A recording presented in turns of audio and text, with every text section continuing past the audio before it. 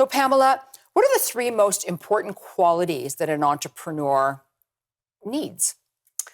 Well, I think the three would be fortitude, confidence, and continuous improvement. And why I say that is that you need to have fortitude and be able to keep propelling yourself no matter what happens, because there will be ups and downs along the way. Confidence, and many women don't have the confidence that they could have, and if they actually are engaged and believe in themselves, then they will have the right amount of confidence. And then continuous improvement, we are all on a journey. So once we learn that life and business and work is a journey, we will never stop learning and we will continuously improve. So I want to step back to confidence, because I've spoken to a lot of young women in university, and one of the things that they talk about is they lack confidence. So what would you say to somebody who is lacking the confidence and thinking that they're not as good as anyone else, and they'll be a failure if they decide to go out on their own? Yeah. Well, you know, Liz, there is a survey that's been done out there, and 80% of the time when a man is not qualified for a job, he'll put up his hand, but only 20% of the time does a woman put up her hand for that same job.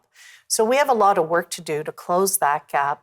And really it's two things: making sure that we believe in the things we can do and take away the negative chatter of the things that we can't. Because I always say that we're failing our way into success, because that's where the learning comes in. And nobody's going to be 100% of what they need to be. You just have to jump in and go for it. I totally agree with you. And you know, I hear so many people saying, well, I have to be perfect. Yeah.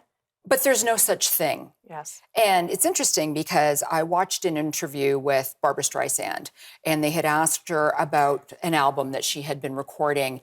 And, you know, how did you get to that the perfection of that album or the perfection of the song? And she said, no, that doesn't exist. Because once you get to the perfect level that you think it's perfect, then the level just keeps going higher and higher. And all you do is keep disappointing yourself as time goes by. Yes. Well, that's just a very good point, because like an artist, a singer, it's never done. A painting is never done. Business is never perfect. It's always work in progress, and it's timing as well. So just knowing that you have to jump into it and it won't be perfect, and that's okay. It is okay. So you talked about surrounding yourself with really good people. What about mentors? How have you used mentors throughout your entrepreneurship? Yes. You know, very early on when I started my business at 25, my clients became my mentors, and I learned from them, and they helped prop me up. My family, having a strong family unit, my father was always an entrepreneur, taught me a lot. And then also the colleagues or the people, the TSI family that I've surrounded myself by. We learn from each other, but you do need strong mentors no matter what. So what advice would you give to young people right now, today, that say, you know, I want to go and start my own business? I would say do research, but don't wait too long. If you're passionate and you know that it's a good opportunity to try, even if you fail, you should then go into it and see what happens. So I want to just talk about COVID quickly, because has it changed your way of thinking? A lot of corporations are hybrid. A lot of corporations want people to stay home. A lot of corporations want everyone back in the office again. Yeah. Liz, this is a really tough thing for leadership teams to really understand what's that fine balance. And we do need work-life balance. However, there has to be a little bit more nimbleness and flexibility, I think, of employers today. Otherwise, they will start to lose good people. So we have to figure out, what does good look like so that the company has to win? You know, there's a saying out there, we are free as a company, but you need profits to be free. You need a strong culture to be profitable, to be free. But it can't be all about the employee. It can't be all about the employer. They have to figure it out.